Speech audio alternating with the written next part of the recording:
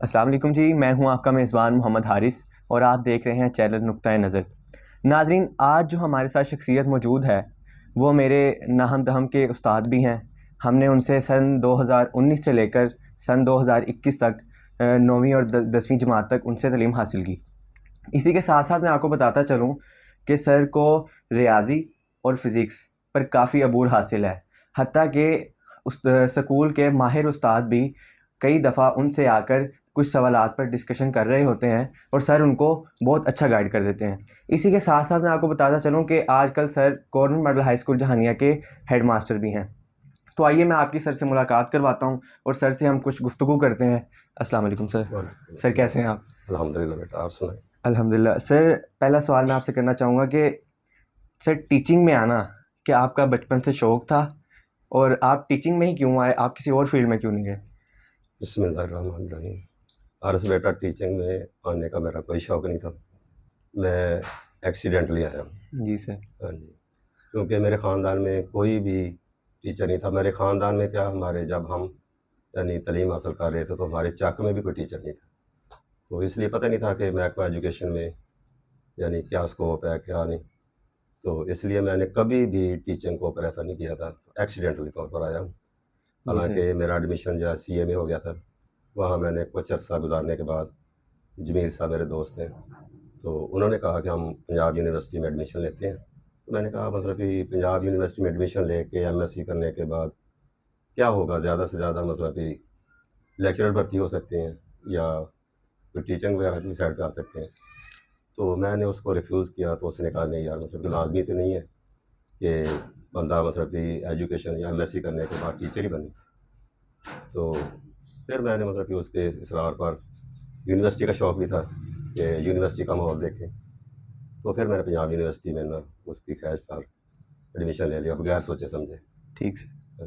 तो एक्सीडेंटली तौर पर मैं इस शोबे में आया हूँ, हालांकि मेरा कोई सर, आप शौक़ नहीं जब था। आप जैसे कि बता रहे हैं कि आप एक्सीडेंटली इस शोबे में आए, तो सर आपने फिर मैथ और फिज़िक्स का ही इंतखाब क्यों हाँ किया? जी, ये तो जब बंदा मतलब शुरू में प्राइमरी एजुकेशन से शुरू करता है तो उस वक्त ही बंदे को बच्चे को पता चल जाता है कि मुझे जो है किस सब्जेक्ट में ज़्यादा वो इंटरेस्ट लेता है।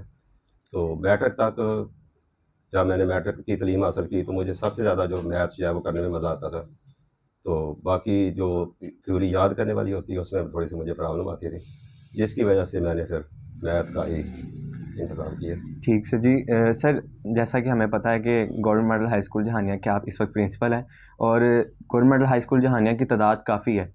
एक एक क्लास के अंदर तकरीबन 80 या 70 बच्चा नब्बे बैठा नब्बे होता बराबर है, स्कूल में। कई दफ़ा 90 भी होता है। सर, इतनी बड़ी क्लास और उसके बावजूद भी आपका रिज़ल्ट इतना शानदार होता है, आप इस सब को कैसे मैनेज करते हैं? आप बेटा मेरे से पढ़े हुए हैं। मैं क्लास के 3 हिस्से करता हूँ। तो आपका जो सेशन था मेरे लिए वो आइडियल सेशन था, क्योंकि सारे बच्चे अच्छे थे, लेकिन इसके बावजूद भी कुछ बच्चे थे। तो मैं क्लास को ना 3 हिस्सों में डिवाइड कर लेता हूँ। जी सर। अच्छे बच्चे जो होते हैं उनका अलहदा 15-20 बच्चे अलहदा कर लें, तो उनको उनके हिसाब से पढ़ा देता हूँ। जो मीडियाकर होते हैं उनको उनके हिसाब से, और जो बैक बेंचेस होते हैं उनके लिए फिर शार्ट नोट्स वगैरह तैयार करते हैं। या ये जो बोर्ड के पेपर होते हैं उनसे हमें पता चल जाता है कि बार बार कौन सा क्वेश्चन ज़्यादा आता है। तो पास होने के लिए बच्चे को यानी कैसे तैयारी करवाई जाए। तो आपने देखा है कि मैं स्कूल टाइम के बाद भी अल्हम्दुलिल्लाह बगैर किसी लालच के बच्चों को, जो कमज़ोर बच्चे होते थे, मैं उनकी क्लास लेता था। जिसकी वजह से आपसे पहले भी, हालांकि 2017 में जब मैं इंचार्ज बना तो मेरे पास कोई अच्छे बच्चे नहीं थे। मीडियाकर बच्चे थे, चंद एक इंग्लिश मीडियम थे, बाकी सारी उर्दू मीडियम। अल्हम्दुलिल्लाह वो पहली पहली क्लास जो थी, जितना रिज़ल्ट उसने मुझे दिया है उतना आज तक किसी भी क्लास ने नहीं दिया। उसमें मेरा मैथ और फिज़िक्स में 100% रिज़ल्ट। तो मैं मतलब बेसिकली ये कि मैं अपनी क्लास को 3 हिस्सों में डिवाइड करता हूँ। ठीक सर। हाँ जी। सर जी, इसी से रिलेटेड आपसे मैं एक और क्वेश्चन करता हूँ कि सर गवर्नमेंट की तरफ से एक हिदायत है, मार नहीं प्यार। आप इस चीज़ को कैसे देखते हैं? तो ठीक है, बहुत अच्छी चीज़ है कि आपने देखा, आपने मेरे से पढ़ा है 2 साल, तो आपने देखा मैं कोई ऐसी मेरे में नहीं है कि बच्चे को लाज़मी है कि मार से ही मतलब पढ़ाया जा सकता है। बच्चे प्यार से भी पढ़ते हैं। तो मेरे ख़्याल में बच्चों को यानी मोटिवेशन की ज़रूरत होती है, तो मार कोई ज़रूरी नहीं होती। प्यार से भी बच्चे, कुछ बच्चे होते हैं जो यानी जिनको मार की ज़रूरत होती है, लेकिन उनको भी मतलब कि जितना मर्ज़ी हो उसको भी मोटिवेट किया जा सकता है। तो आप मेरे से 2 साल पढ़े हैं, आपने देखा कि मैं कितना मारता हूँ या कितना प्यार करता हूँ। ठीक सर। तो अल्हम्दुलिल्लाह बगैर मार के भी मैंने आपके सामने अच्छा रिजल्ट दिया है। और आपकी क्लास जो है मेरे जी लिए सर, आइडियल क्लास रहेगी। बहुत शुक्रिया आप सर। बहुत अच्छे स्टूडेंट हैं जी, माशाल्लाह। सर बेशक इसके पीछे सारा किरदार आपका ही है। सर एक चीज़ मैंने आपके अंदर और देखी है, मैंने भी फ़ील किया है, इसके अलावा जो आपके मेरे क्लासमेट्स आपके स्टूडेंट्स हैं उन्होंने भी फ़ील किया सर। आपको हमने इन 2 सालों में, इसके अलावा हमारे अलावा भी आपके कुछ कोलीग्स दोस्त भी बताते हैं कि सर आप बड़े खुले दिल के मालिक हैं। इसी के साथ साथ सर मेहमान की आपने मेहमान नवाजी करनी हो या किसी ज़रूरतमंद बच्चे की आपने ज़रूरत पूरी करनी हो, सर आप चोरी छुपे उसकी मदद कर देते हैं। तो सर ये वाली जो आपके अंदर खूबी पैदा हुई है, ये आपको क्या बचपन से ही वालिदैन की तरफ से मिली थी या आप किसी से बहुत ज़्यादा मुतासिर होकर आपने ये काम शुरू किया? हाँ जी, वालिदैन की बात की है तो वालिदैन जैसी नेमत तो अल्लाह ताला हर को नसीब करे। लेकिन इस वक्त मेरे वालिदैन नहीं है, तो जिनकी कमी मैं बहुत शिद्दत से महसूस करता हूँ। मेरे एक टीचर हैं सर अब्दुर्रहमान साहब, चक नंबर 102 वाले। जी सर। तो मेरे आइडियल हैं, मेरे माँ बाप से भी ज़्यादा उन्होंने मुझे प्यार किया है। तो उनकी वजह से वो जब किसी बच्चे की भी यानी हेल्प वगैरह करते थे तो किसी को पता नहीं चलने देते थे। तो इस्लाम में वैसे भी मतलब हुक्म है कि दाएं हाथ से दो तो बाएं हाथ को पता न चले, अगर बाएं हाथ से दो तो दाएं हाथ को पता न चले। तो ये मैंने मतलब कि समझ लें कि इस्लाम में ये चीज़ है और मैंने अपने असातिज़ा कराम से ये चीज़ सीखी है, अपने वालिदैन से ये चीज़ सीखी है। तो जिस वजह से इसमें मेरा कोई कमाल है, अल्लाह ताला तौफ़ीक देता है जी। बिल्कुल सर। तो अगर किसी से यानी कोई किसी के काम आ जाता है तो इसमें कोई मेरा मतलब ये मेरे लिए बाइस इज़्ज़त है। तो सर जी इसी के साथ हमें तो अब चूँकि पता है हम आपके स्टूडेंट रहे हैं, जो आप हमारे नाज़रीन के साथ एक वाक़या शेयर करें कि जो आपकी गाड़ी चोरी हुई थी, उसके पीछे क्या सीन था? हाँ जी, उस वक्त अपने मार अहमद याद सयाल साहब हमारे प्रिंसिपल थे। जी सर। और मेरी वालदा को कैंसर था, तो उसको हम लेके जाते थे मुल्तान मीनार में। तो सख्ती थी थोड़ी सी डिपार्टमेंट में, तो मैंने अपने भाई की रिक्वेस्ट की तो उसने कहा कि मेरे पास टाइम नहीं है। तो फिर मैंने अपने बहनोई को कहा, तो उसने फिर अपने बेटे को ना मतलब कि मेरे साथ अपने नानी के साथ भेज दिया। तो वहाँ जाके जब उन्होंने गाड़ी बाहर ही पार्क कर दी, कोई लॉक वगैरह नहीं किया, उसने कहा कि मैं अंदर जाके छोड़ के गाड़ी वापस आ जाता हूँ, फिर लॉक कर देता हूँ। जैसे ही वो नानी को छोड़ के वापस आया तो गाड़ी जो है वहाँ से गायब हो चुकी थी। तो मुझे उसने फ़ोन किया मतलब कुछ देर के बाद कि वो गाड़ी नहीं मिल रही, तो उसका नंबर क्या, उसको नंबर भी उसने याद नहीं किया, पहली दफ़ा लेके गया था। तो मैंने कहा कि इधर-उधर देखें, मतलब वो लिफ्टर वगैरह उठा के ले जाते हैं। उसने कहा कि मैंने सारे पता कर लिया है, तो मुझे नहीं पता चल रहा, कहीं भी उसका नंबर वगैरह बताएँ। फिर उसने 15 पे कॉल कर दी। तो फिर उसने कहा कि मामू गाड़ी नहीं मिल रही। मैं फिर इधर से माँ साहब से छुट्टी लेके वहाँ पहुँचा, जाके पता किया, ना मिली गाड़ी। तो उसके बाद हमने ज़ाहिर है एफ़आईआर करवानी थी कि कहीं गलत यानी इसका इस्तेमाल ना हो जाए। एफ़आईआर करवा के हम वापस आ गए। तो जब वापस आए तो वालिदैन ज़ाहिर बहुत परेशान थे। तो फिर मुझे किसी ने बताया कि आप जो है ना, आपके जो आपने गाड़ी ली, आपके वालिद ने, मेरे वालिद ने अल्हम्दुलिल्लाह कभी किसी का कोई एक टेडी पैसा यानी नहीं खाया था। हक हलाल की कमाई से उसने हमें हमारी परवरिश की है और अल्हम्दुलिल्लाह वो चीज़ हम में मौजूद है। हम भी इंशाल्लाह कोशिश करते हैं कि किसी का एक पाई जो है वो हम यानी हमारे ऊपर हराम है, वो नहीं खाते हम। तो हमने फिर वो जो उसने वालिदैन ने मुझे तसल्ली दी, कोई मसला नहीं, मतलब कि अगर चोरी हो गई तो मतलब कि इसमें आपका थोड़ा कसूर है। 8 दिन के बाद मेरे वालिद ने, जब मैं 2 दिन मोटरसाइकिल पे आया, तो 8वें दिन मुझे मेरे वालिद ने नई गाड़ी लेके जो है ना, ये अभी जो मेरे पास है, जी 7 सर। लाख की नई गाड़ी लेके दे दी।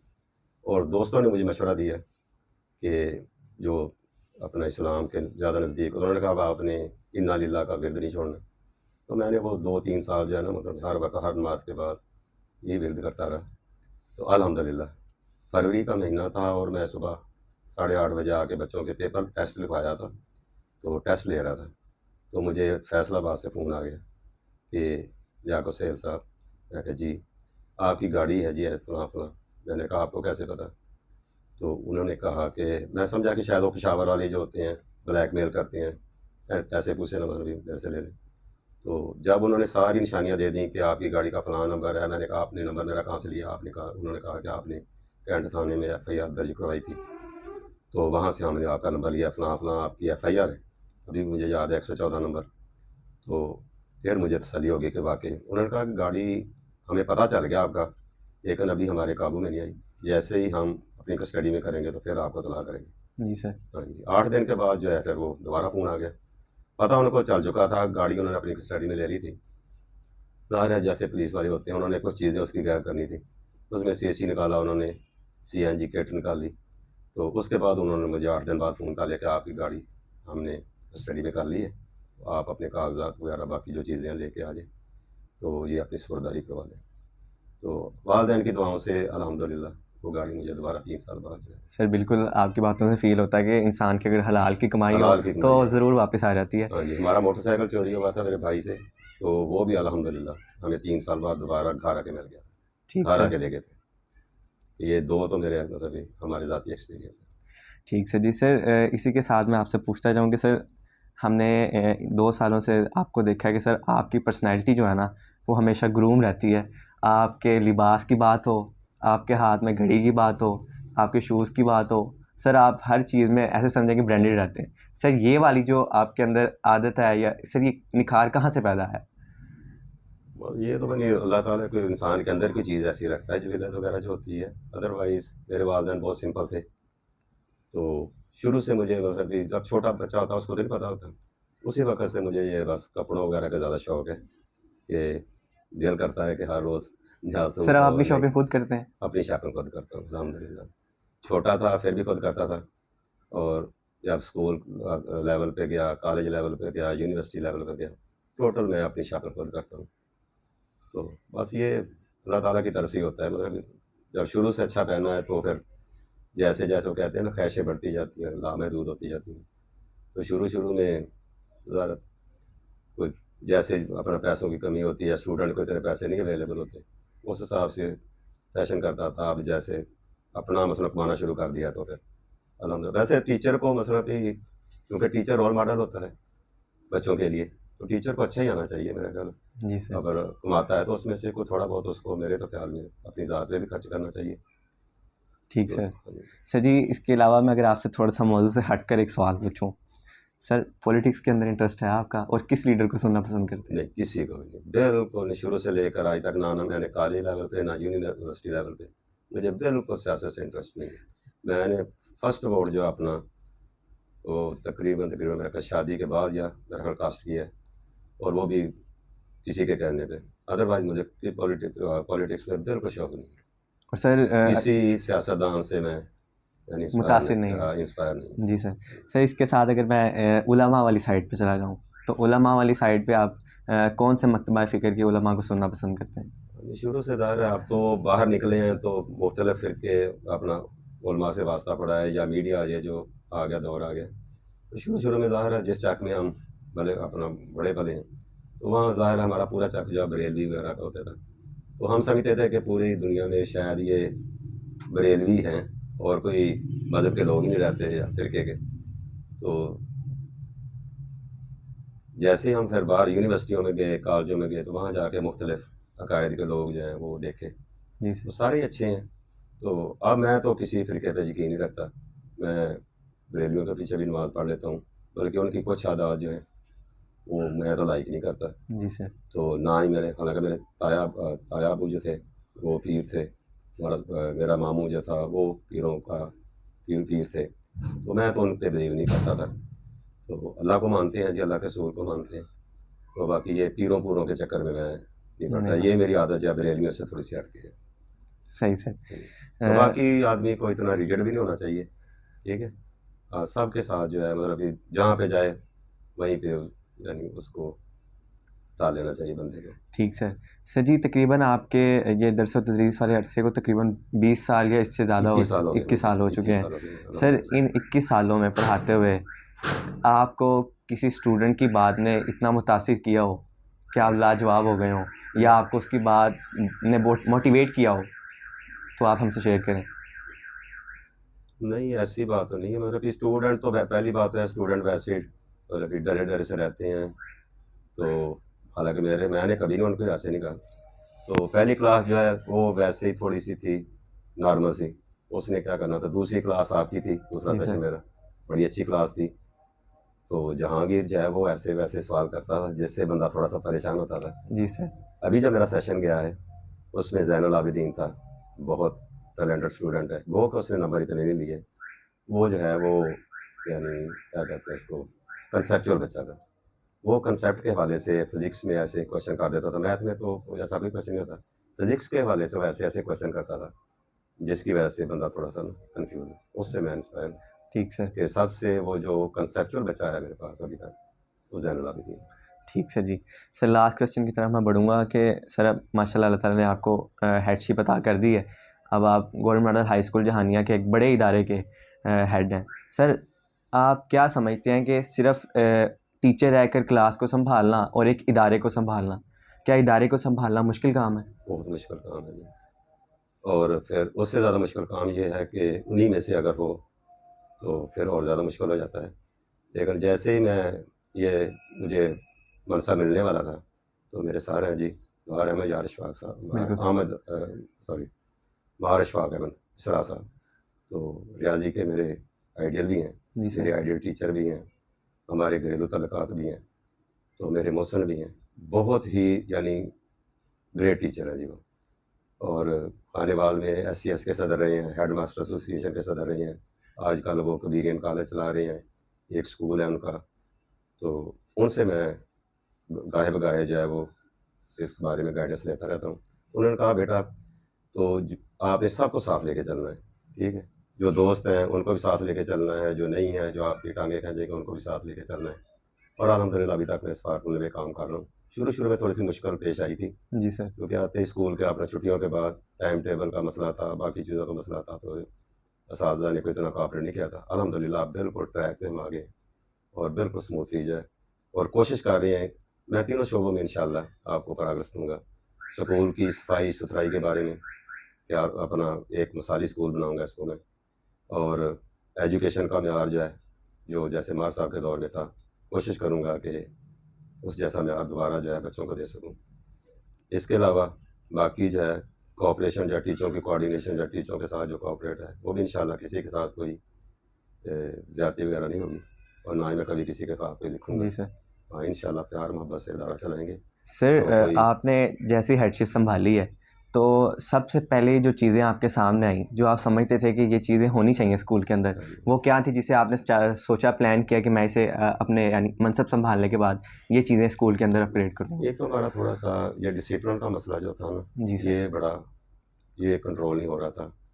तो काफ़ी मार साहब के दौर के बाद तो ये डिसिप्लिन का मसला बहुत ज़्यादा हमारा बना हुआ था। बच्चे पहली छुट्टी के बाद जो है, तो मेरे लिए यही सबसे मेन मसला था कि इसको किस तरह कंट्रोल किया जाए। ठीक पिछले दिनों फिर एक वाक़या हुआ है, तो हमने फिर वो स्टेप ले ही लिया, 15 पे कॉल करके बच्चों को पुलिस के हवाले किया।